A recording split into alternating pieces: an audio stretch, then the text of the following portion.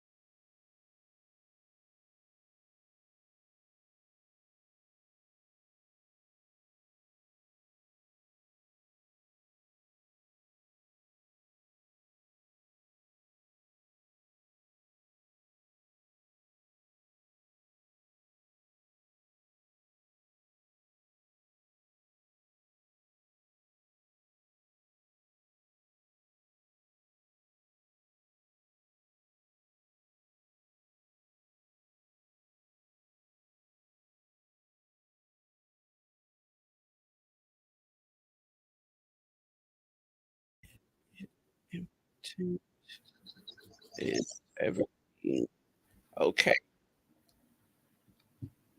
Okay, sorry. I'm trying to make sure everything's good with my child. Okay, so waiting to excel. So waiting to excel. I did not pull any of the years for the movie.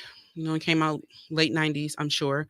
For those of you that have never seen the movie before, it consists of four grown ass women. You have, are you at Sherman? Yes. Can you put it up on the screen for me so I can go in order? Okay. So you have Layla Rashawn, all the way over to the right. She played Robin. You have Angela Bassett. She played, I think it was Bernadette or Bernadine. You have Whitney Houston. She was Savannah. And then you have Gloria, who was Loretta Devine. And what's crazy about this is all of them were in their like mid 30s in this movie. The youngest one would have been Robin, which was Layla's character. And I swear, watching this movie back then and knowing that they were like mid 30s is crazy because I don't know why that seemed so old back then. And now that I'm mid to late 30s, I don't know. That was just a crazy ass realization. Um, so in my mind, when I watched this movie younger, to me, it felt like eavesdropping on like my mom's conversation with her friends or sisters, not really understanding the extent of what was going on, but knowing that it was some good gossip and it was a good movie. Now, fast forward, going through some shit and living life. This is definitely one of those movies that hit completely different for several reasons. Number one thing that I appreciate about this movie that I didn't back then was like the friendship aspect. I think that as a woman, it is very important to have like that good, close group of girlfriends that you can turn to in time when you need it. Um, and I've said it time and time again, like my friendships with Black women have literally saved my life repeatedly, like on a daily basis, I would say. And so that's something that I appreciated rewatching this movie, just how close they were. And I say on the show all the time, duality is a thing, two things can be true at the same time. I liked how, yes, they had fun and they were there for all of the good times, but they also held each other accountable. When one of them was on some bullshit, it was called out and they were told about themselves. And the intent was always with love, and the intent was always to move them forward in the right direction. And I definitely appreciated that because that's what friendship is. It's not all about the fun times. You do have to have people in your life that hold you accountable as well. So that is definitely something that you see throughout this movie. Um, I also realized how like TTG Robin's character was, because when the shit hit the fan, Robin was, she was ready to go. The other ones was trying to talk sense. That wasn't Robin, and I definitely appreciated that. Um, Now we break it down a little bit more. You have Savannah, who is Whitney Houston's character. And throughout the movie, she was really just trying to like find and secure love. And that journey was not always the best for her. Kind of kept running into some BS. One scene that I remember is when she went on the first date. I don't remember what his name was, but it was their first date and he had her there and he literally had like another chick there too, who was played by, I think that was Kenya Moore's character. And fun fact about him is he played Kenny in Soul Food, and Kenny was the husband of Vivica Fox's character, and I don't remember what her name was in Soul Food, but we'll talk about that when we get there. But that was just a little fun fact. Um, I realized I didn't care for Savannah's mom and how she really, I feel like she didn't give her what she needed when she needed it. It was like her mom just wanted her to just be with anybody, just to be with them. And if you don't know, when you hear on social media and they're like, that's a good man, Savannah, that was her mom. And the guys that she was trying to like get her to be with, it wasn't gonna work for her. And I felt like her mom could have kind of maneuvered a little better with that, in my opinion. You think she was projecting? I do.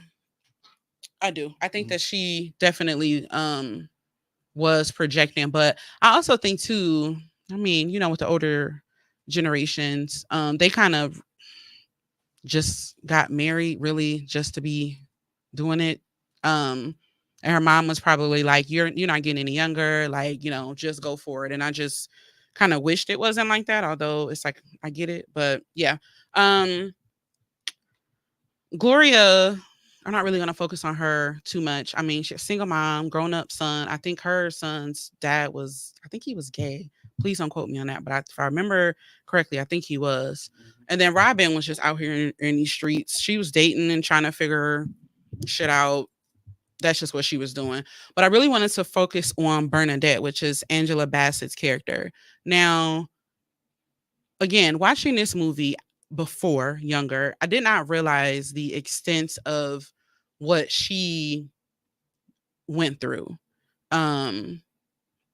I think I was just like, oh my God, she set the car on fire. Like, why would she do that? But watching it back, it's like you had a husband. Your husband moved y'all to this neighborhood, made your kids go to this white school where they were the only two black kids. He left you for a white woman. He stole all your money. Speaking of, let's put him on the screen for a second. And I do want to make sure that he's a Giancarlo Esposito. Who's that? He was the actor that played Kenny and Soul Food? No, the father, the Gloria's ex-husband, the one that was gay. Oh, so he was gay, right? Yes. Okay. Well, I'm just saying. I just say that because he was that. There's a star-studded movie. Like he's a great actor, and he was like. Wait, what's his name? Is it Giancarlo? Giancarlo. Would I know him if I saw him? Well, like he was in other movies. School Days. He was. I think Big Brother Almighty from School Days. Okay, I think that's who I'm picturing in my mind. I forgot what else he played in. He played in something recently, but I know what you're talking about. He's in everything. Yeah. Okay. Yeah, I know exactly who you're talking about. I just wanted to make sure that No. But I like popped up in the movie like, oh, he in here too? I feel like he popped up also. Because Wesley Snipes is in it. In Waiting to Exhale. It was as I was putting this together, we gonna get there with Thin Line, but I was like, Bobby Brown. I didn't remember that. You don't remember Bobby Brown? I didn't remember that until I saw it, and I was like, oh yeah, Guy Tori. We're gonna get there actually, and I'm gonna talk about the things where I was like, wait, what? But okay, so her husband in here, Michael Beach. Let me tell you about him, right? He left her for a white woman. He stole all her money, and he was just trash. And you probably recognize him. We're gonna get there. But he was also Terry's husband, Miles, in Soul Food, and he was a liar, a cheater, and a thief in that movie too. But yeah, you take him off the screen. We're not gonna give him more than what he needs. And that's how you know these actors do real good, because why don't like you in real life? That mean you did your job. You can go back. But yeah, I think that her scene for sure was like profound in, being in relationships that kind of went sour. I was able to understand her and like that pain from a completely different perspective. So it's like, yeah, I understand why you put the bleach on the clothes and you set the car on fire. I get it. I get it. But yeah, dope movie, but definitely one of the main ones that my perspective kind of switched on. Coincidentally, I just watched this maybe 2 weeks ago before you even say anything about it. For the first time? No, just after just revisiting. And you watched the whole thing? Yeah, absolutely. Oh. And how did you feel about it as a man? Now rewinding back to this dude when she was getting ready for the dinner party.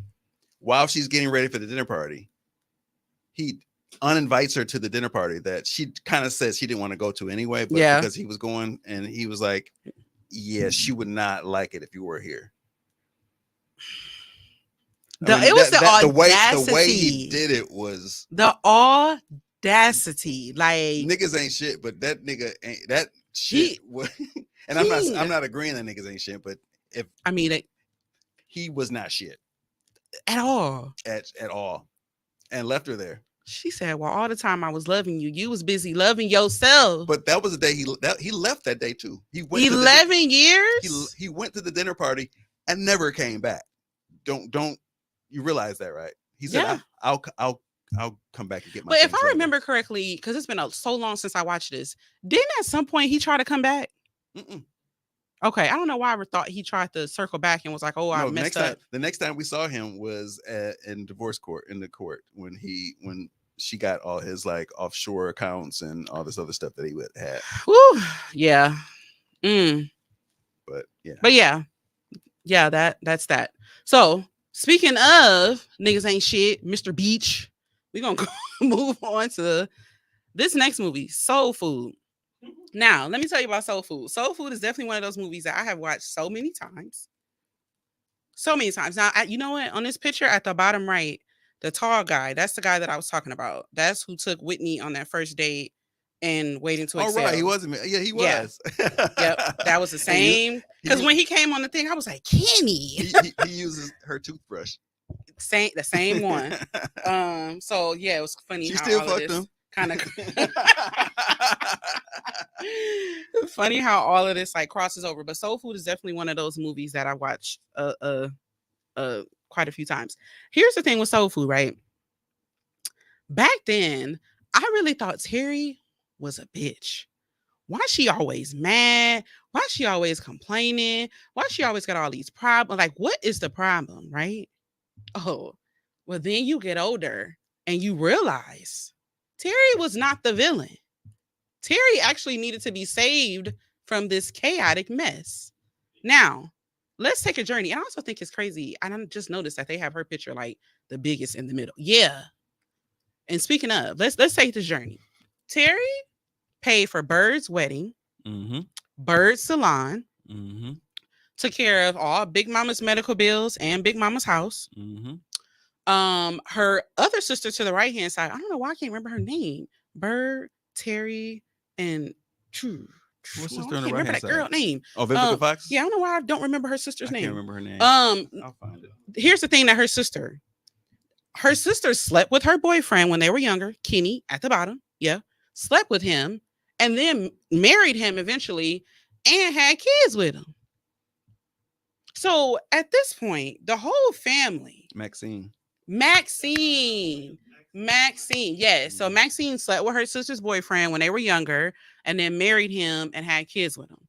Now, let's talk about Terry's husband, Miles. Miles, again, was a liar. He was a thief, but he was also a cheat because he cheated with cousin Faith. What was he stealing? If I remember correctly, I thought he stole money from her for his music thing, and he didn't tell her about it. He quit his job and took money out of her. Yeah, because he was pursuing his music career.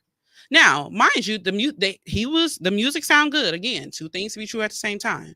But you fucked her cousin, Faith, right? Faith just decided to show up, and here's Terry. I'm gonna give her a place to stay, and then she walked in the studio, and your husband doing up your cousin. Now, one thing I vividly remember from Soul Food, being younger.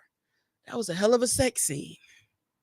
Back in the day, I was like, "Oh, the wall!" Like it was intriguing. It was back in the day. It was like, "Oh, it was like the place, and it was the lead up to it, and it was the lead." I remember the whole yeah. That's one thing I'll say about that. But Terry just carried so much. Even when I think Lim started going crazy on Bird. And what Terry do? Made a little call and was like, "Hey, y'all come handle my light work. I'll pay you." Took care of it. Like she took care of everything, but the family did not in turn take care of her. And all of this time, it's like you just think like, "Oh, she's being a bitch. And it's like, no, she's literally carrying this family on her back. And it's not being reciprocated. Nobody cares about stressing her out. Nobody cares about draining her of her money. Like nobody cares about any of that. Everybody just has their own motives, and when they need help they run to her, and she's just supposed to fix it, and that it was never healthy for her. I feel like if this Soul Food was a novel, it was. I think Didn't Soul Food have a book? Or was that Waiting to Excel? I think Waiting to Excel was a book. Waiting to Excel definitely was a book. Soul Food, I'm not sure. Soul Food, I know was a series, which I completely forgot about. I don't know if it was a book or not, but go ahead. No, I'm but sorry. I feel like if it was one, she would be the main character. Oh, for sure. She would be the main character because she was the way they developed her in the movie was almost like she was like she wasn't the main character. You know what I mean? But even when you look at this picture and the way they did it, it was almost like she was, because she's the biggest one. How'd you feel about the boy being the narrator? I like that. I'm glad you brought that up. I think that it was interesting being able to view all of these things from a child's eyes, because I think a lot of times when things are going on just in general in families, whether good or bad, especially as heavy as the situations that occurred in this movie, the kids sometimes are forgotten. You know, it was him and his little sisters, and they're kind of just being shuffled around from point A to point B, and nobody's really asking them how are they doing or how do they feel. I thought that was definitely one of the things that I liked being able to see, because he saw a lot. He heard a lot of things that he shouldn't have saw, and a lot of things he shouldn't have heard. But I actually enjoyed that part. I'm glad that you brought that up, because I think that's something that I kind of forgot. I would have been interested to see how that changed him growing up, as far as how he moved through the family and moved through life. Ooh, are you projecting a sequel? I would have liked to kind of see, him growing up as at least a teenager. Maybe? Yeah, because you know how when you grow up, would he get a decent fade? Because his hair was terrible. Oh my god. I mean, first of all, these haircuts in the 90s and a lot of these movies were trash. Oh, you know what I thought about too? At the bottom, if you can see it on the screen, the picture says 2 thumbs up. I'm like, oh, Siskel and Ebert. Remember they used to rate movies and give it 2 thumbs up? Like, they gave it 2 thumbs up. Back in the day. Yeah. I was like, okay. It's not the typical now black it's Rotten film. Tomatoes. What do you mean? It's not a story that has been repeated. Like so many movies have a story that has been recycled. This story is a little bit it's relatable, but yet it's not one that has been like, there's nothing that came out after this. I'm like, oh, that's just like soul food. That's interesting. I guess I didn't think about it like that. Like this Christmas could be, because I kind of got them a little mixed up a little bit. Oh yeah, just a little bit. Like when I think back on it, not that I think that they're the same movie, but I was like, oh no, wait, that's this Christmas. Because I was like, when Chris Brown and Soul Food, like I'll say something that. I'll say something like that, but I get the cast mixed up. Probably like 10, because even that's a little bit different. Yeah, anyway. Yeah. And again, it's kind of interesting bringing it back, the crossovers in a lot of these movies. Because listen, back then, the black actors and the actresses, they were working. Like Nia Long, Vivica, Vanessa Williams, like they were doing movies back to back. I mean, booked and busy. But yeah, that was Soul Food. Definitely another movie that you look at completely different. Like Terry needed out. Terry needed a new family. They didn't appreciate her. He came back at the end, didn't he? Who you mean? Her husband, Miles. I think he did try to come back. When he came back and had a dinner again, he came back to dinner. She took him back though, I think. Or did I don't remember. I can't remember. I feel like I blanked him out after a while. I haven't watched this one in a while. Yeah, it's been a long time. So next up, we are going to move into a thin line between love and hate. All right. Now, okay, where do I begin? First of all, I don't know if anybody notices. This might be a fun fact, maybe not fun. I don't know. In this movie, did y'all notice that there's something wrong with Martin Lawrence's eye the whole movie? It was swollen, droopy, and it was like red. Like he busted a blood vessel or something. I don't know if anybody noticed that. It's kind of weird. I did. You know what? It was droopy and it was like red. It was just weird. The entire movie. I'm going to say again, and I'm probably going to give them props, and they don't deserve props. But you can see most of these movies, if not all of them, on Tubi. On Tubi, yeah. But I did watch Love and Hate, and I think there was a sign. I thought I saw something like that. It was deep in the movie, thinking that because he was stressing him out. He was stressing him the fuck out. And I thought maybe that's what they were implying. But I was like, was that a blood vessel? No, that was before she even came into the mix. Yeah. Yeah, I was like, what was wrong with him? Like, Mm. But yes, thin line between love and hate. Now, here's the thing. Of course, watching this younger, which I mean, I probably shouldn't have been. Um, the immediate and the only thought that I had was Brandy was absolutely insane. Oh my God, he needs help. What is she doing? Why is she doing that? This is not okay. But you grow up, you go through some shit. Then there's niggas.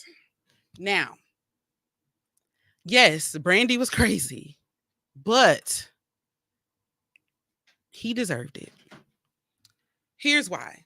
Let's take a journey. So, Brandy told him repeatedly that she wasn't what he wanted. Leave her alone. She wasn't all the way there. Don't do it. She was really trying to save him the whole time. But no, he wanted to be the one to humble her. He wanted to be the one to tie her down, to calm her down. He wanted the notoriety. So he started chasing. Again, she's pushing back. Nah, this ain't what you want. Now, this how you know, like, men are easy. It don't take much to do them up. It don't take much at all. If he had did his research, he would have seen, hey, she literally unalived somebody. Like, if you did your research, you would have saw that she was really trying to save your life. But no, you kept going, kept pushing. Then she snapped. So now you tied up in her house, bleeding, getting pistol whipped and everything else. And you didn't have to be there in that situation. Now, one thing I noticed about this movie, Della Reese played his mom, and then Melinda Williams played his sister. I wondered about the dynamic between him and his mom. I feel like anytime his mom was in the picture with him, it was almost like she didn't want him to be there. Like, it felt like he just annoyed her and she just was not a fan. But then when the sister came in, it was like, oh my God, my baby, my this, my that. And it made me wonder if he treated women the way that he did because he was lacking the attention and the love that he needed from his mom. Now, of course, she stepped up when Brandy had came over and was acting crazy, but I thought about like the way she was treating him and if that kind of played into how he moved with women. Um, Another thing that confused me about this movie, so Mia was played by Regina King, and it probably confused me because it's been so long since I've seen this movie. Eventually, he ended up dating Mia, but what was confusing about me, and maybe somebody can clarify, when he first met her at the club, he was into her. But then the other dude came into the picture, and I can't remember what his name is. I know his face, but I can't remember his name. And then she started dating dude because Oh, that was her Joanna Man. Joanna Man, that's not his real I name. know. I can't remember That's his real exactly who I'm talking about too. name. When her and Darnell were playing basketball, he showed up in the car. She ran to the car, kissed him, and came back. And then she asked Darnell, like, "Oh, like, you okay? Like, did that make you upset?" So I'm like, wait a minute, like, was her and the dude together, or was her and Darnell together? That kind of Miguel confused Nunez. me. You said what? Miguel Nunez. Miguel Nunez, yes. That the relationship she had with him confused me. I don't know if she was bouncing back and forth. I wasn't exactly sure on that.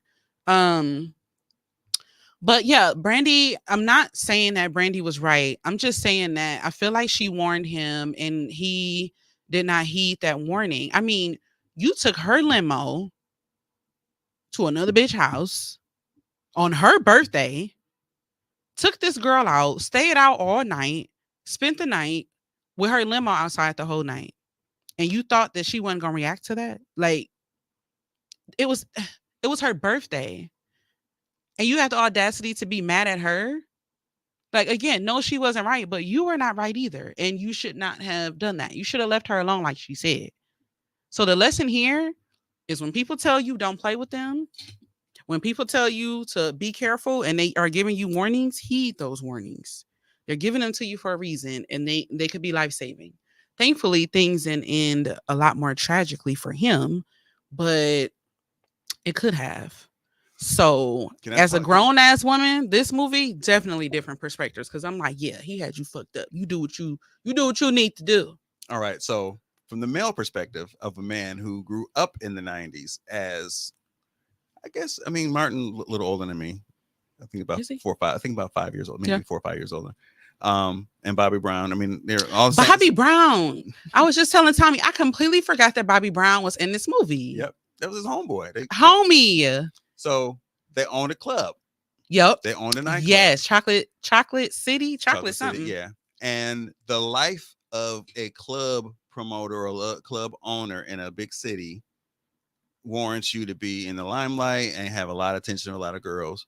I'm not saying this is an excuse, but that was their lifestyle, and that was the lifestyle they led. So regardless of how he felt about Brandy, this is like real life shit. No matter how he felt about Brandy at the club, he was who he was, and he was going to try to mac on whoever. Because remember, he was walking through, and everybody was like, "Hey, hey, hey, hey!" Mm-hmm. Brandy, even Brandy. Mm-hmm. So he had to stop and kind of give her some more extra attention. But then he turned his attention to the crazy chick.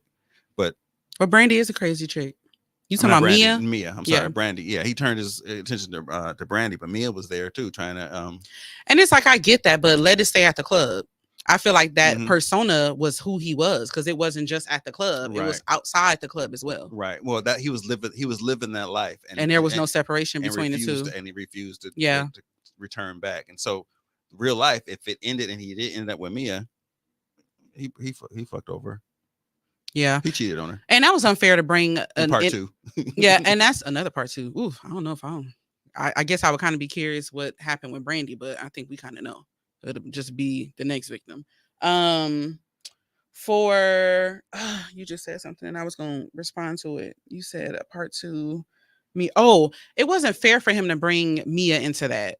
I think that could have ended very horribly. Like, you knew you had this mess going on with this girl. And true, and I'll give him credit for the fact that he did break away from Mia, because he said that he didn't want her to be in the mess with him and Brandy. I get it.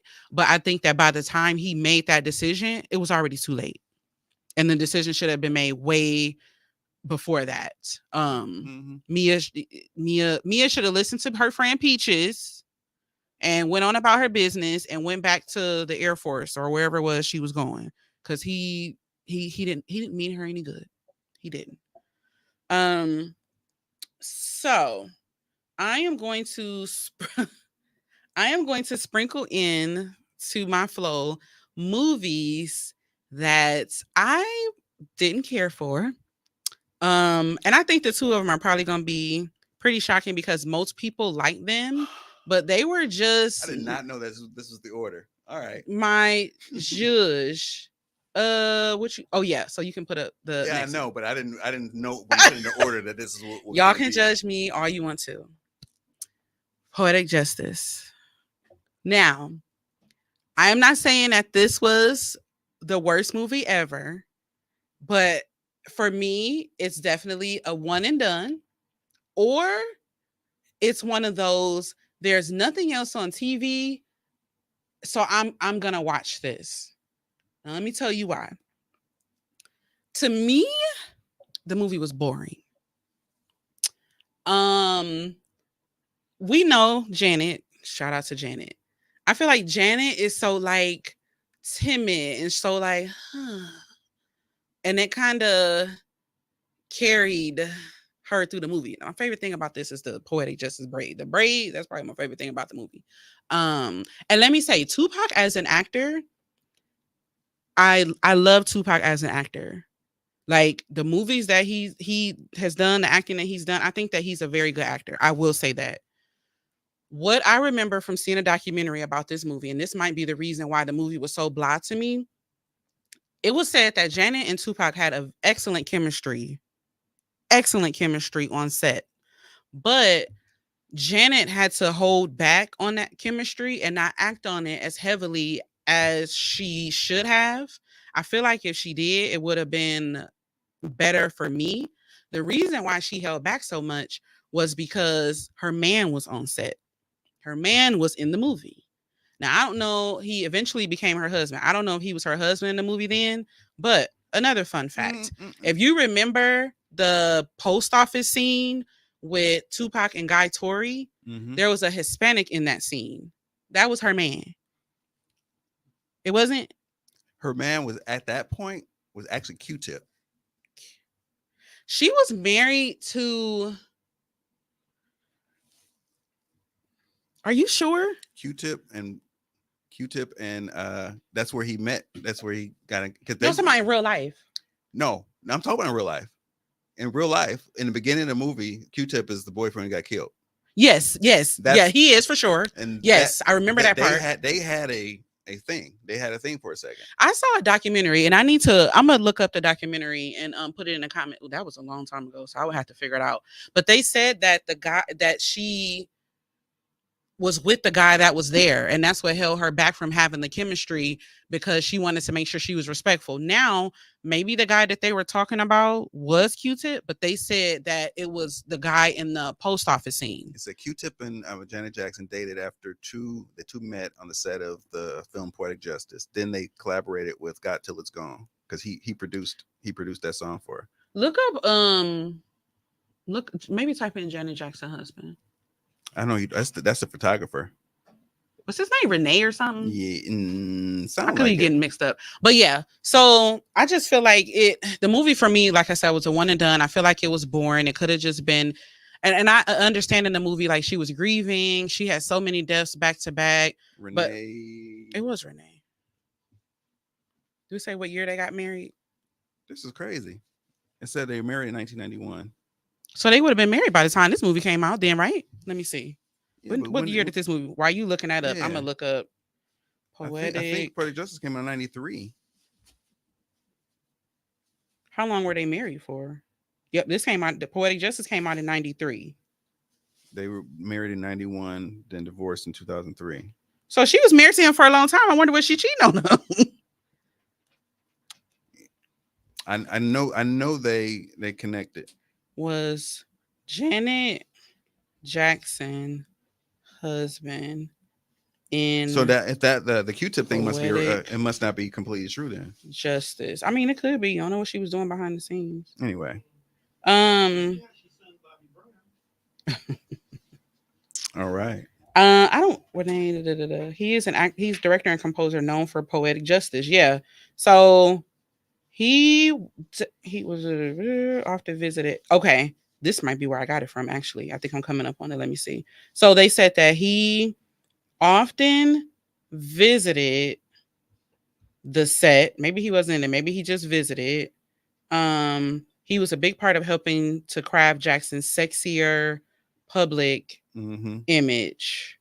Oh, and then Jackson hasn't been shy about her feelings for Tupac. She said he was crazy, but she loved him.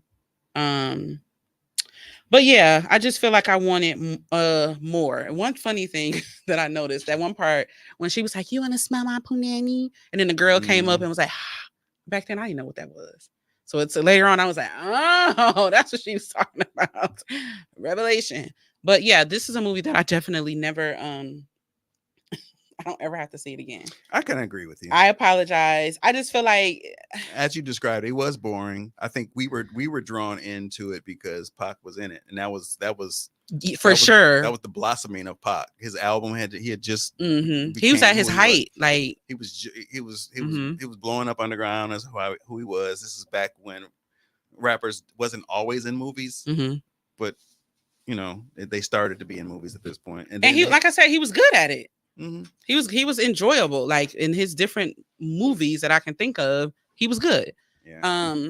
So yeah, and one thing that I'll acknowledge, I think I forgot to mention at the beginning, is a lot of my perspective. Again, anybody who knows me knows like I'm well, not in this season of my life. I'm trying to get back to it, but definitely a sucker for love. Like I love anything love related. I'm all over it. Heart emojis come out of my eyes, all of it. And with a lot of these movies, there was like a heavy love aspect, and I think that's what kind of blinded me. For me, it was like, oh, they love each other. This is so cute. And then your perspective changes. But even here, I don't even want to say it was a heavy love aspect. I don't know. Now, another fact, and I'm not going to call it fun because it's actually tragic. Put up the picture with the shoot 'em up bang bang guy. I don't think it's the next slide. Did you put it? It might be the last one. Oh, I think. Yeah, I know So one thing that I found out, shout out to Monte, there. So if you remember Poetic Justice, there was a scene where she was at the drive-in with her boyfriend, who was Q-Tip, and he went to go get her snacks. He was spotted, and then there ended up being a shootout, and he got killed right there in front of her. He was killed by this guy. I just discovered this last night when I was watching some type of clip, and I was like, why does he look familiar? He looked like the dude from Boys in the Hood. Wanna know why? Because it's the nigga that killed Ricky in Boys in the Hood. So he killed Janet's boyfriend in Poetic Justice. Then he was killing Ricky. And I don't know the order of these movies coming out, but yeah, he was killing niggas. Now, this is the sad part that Monte told me. This guy actually went to jail and he was killed